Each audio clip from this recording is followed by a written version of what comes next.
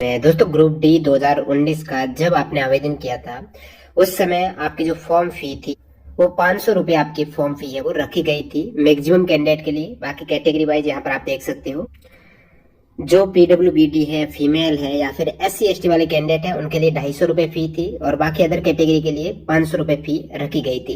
तो यहाँ पर रिफंड के बारे में बात हुई थी। जिन्होंने 500 रुपए पे किए हैं ग्रुप डी आवेदन 2019 में तो उनके 400 रुपए रिफंड होने थे, लेकिन अभी तक एग्जाम ये आपका फॉर्म आया था 2019 में तो रिफंड की अब बात हुई है। अब से ये प्रोसेस स्टार्ट करने वाले हैं। किस प्रकार रिफंड होगा इस वीडियो में सारी जानकारी बताने वाला हूँ, तो एंड तक बने रहेगा।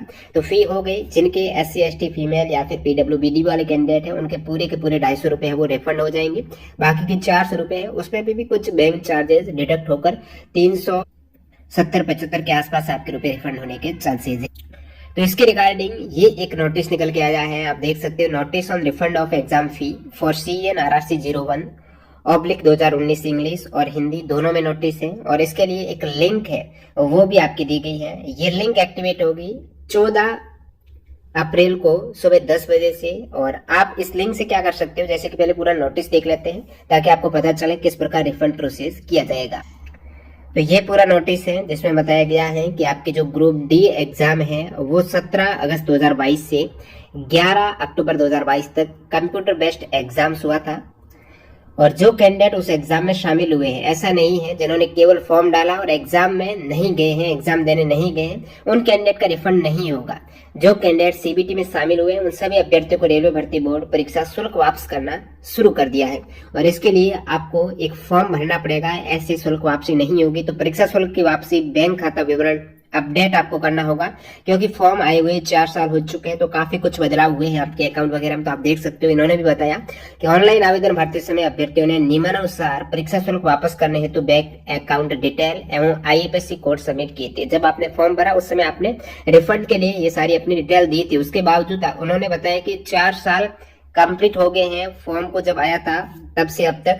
तो इस बीच उम्मीदवारों के खाते के विवरण में कई बदलाव हो सकते हैं। बैंक द्वारा खाता विवरण की जांच करते समय यह भी पाया गया कि एक ही खाता संख्या से बड़ी संख्या में भुगतान किए गए थे।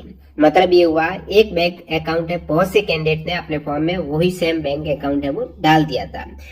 तो उस केस में विभिन्न बैंकों के विलय भी हुआ, IFSC कोड भी चेंज हुए। तो इन सभी कारणों के लिए जो फी रिफंड होने वाली है वो अभी आपको नया अपडेट करना पड़ेगा अकाउंट। तो सीबीटी में शामिल सभी उम्मीदवारों को अपने बैंक खाता विवरण प्रदान करने की सुविधा के लिए रेलवे भर्ती बोर्ड ने बैंक खाता विवरण अपडेट करने के लिए एक अवसर प्रदान करने का निर्णय लिया है। अब एक आपको चांसेस दिया जाएगा, जो भी कैंडिडेट है बैंक अकाउंट में चेंजेस हुआ या फिर चेंजेस नहीं भी हुआ आपके, फिर भी आपको ये अपडेट करना होगा ताकि आपकी फी रिफंड हो जाए जल्द से जल्द। तो रेलवे भर्ती बोर्ड की आधिकारिक वेबसाइट पर एक अपडेट बैंक खाता लिंक प्रदान किया जाएगा। तो वो लिंक मैं आपको टेलीग्राम चैनल पर डाल दूंगा। न्यू कैंडिडेट टेलीग्राम चैनल से जुड़ जाना, लिंक डिस्क्रिप्शन बॉक्स में है। तो दिनांक 14 अप्रैल से यानी कल से ही सुबह 10 बजे से 23 अप्रैल 2023 शाम 5 बजे तक ये लिंक एक्टिवेट रहेगा, जिसमें आप अपनी बैंक डिटेल फिल कर सकते हो। उम्मीदवारों को सलाह दी जाती है कोई भी परिवर्तन हो तो वे अपने बैंक खाते के विवरण अपडेट करने के लिए इस अवसर का उपयोग करें। नीचे इन्होंने बताया, उम्मीदवारों से ये सुनिश्चित करने के लिए अनुरोध किया जाता है कि सबमिट किया गया बैंक खाता संख्या और IFSC कोड सही है। उन्हें सलाह दी जाती है वे इस सबमिट करने से पहले सावधानी पूर्वक जांच लें और बैंक खाता विवरण और IFSC कोड देख लें। तो कल मैं इसका एक डेमो वीडियो भी बना दूंगा, चैनल को सब्सक्राइब कर देना।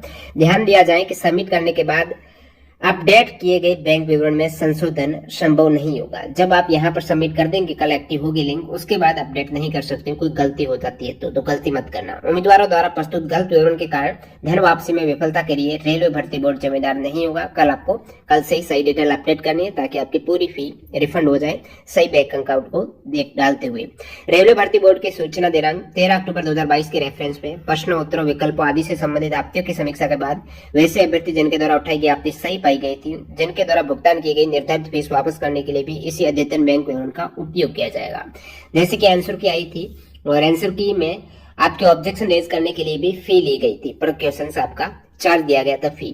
तो जो ऑब्जेक्शन एक्चुअल में रेलवे बोर्ड ने माना कि स्टूडेंट ने जो आपत्ति लगाई है उस सवाल में वाकई में गलती थी, आंसर में गलती थी और बाद में उसका आंसर वगैरह सवाल वगैरह चेंज हुआ, डिलीट हुआ या आंसर चेंज हुआ, उस केस में जो रियल क्वेश्चंस पर आपत्ति लगी है, जिनमें बदलाव हुआ है, डिलीट हुआ है, वो फी रिफंड होगी। वो भी जो आप अपडेट देंगे जिन्होंने आंसर की के लिए ऑब्जेक्शन रेज किया है, अभी जो बैंक अकाउंट में जो कल से आप अपडेट देंगे वो उसी अकाउंट में आपका वो फी भी रिफंड हो जाएगा।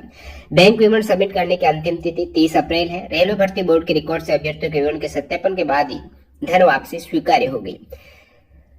गलत, अपूर्ण और देर से दिए गए दावों को सरासर तौर पर खारिज कर दिया जाएगा। एक बैंक खाते में केवल एक रिफंड की ही अनुमति होगी। ऐसा नहीं है कि आपका बैंक अकाउंट आपके भाई के भी सेम लिंक कर रहे हो, तो वो आप ध्यान देना। इंडिविजुअल प्रत्येक कैंडिडेट है वो एक बैंक अकाउंट ही लिंक होगा। ऐसा नहीं कि एक बैंक अकाउंट है, एक से अधिक कैंडिडेट के साथ लिंक कर दिया, अपडेट कर दिया, उस केस में आपकी फी रिफंड नहीं होगी।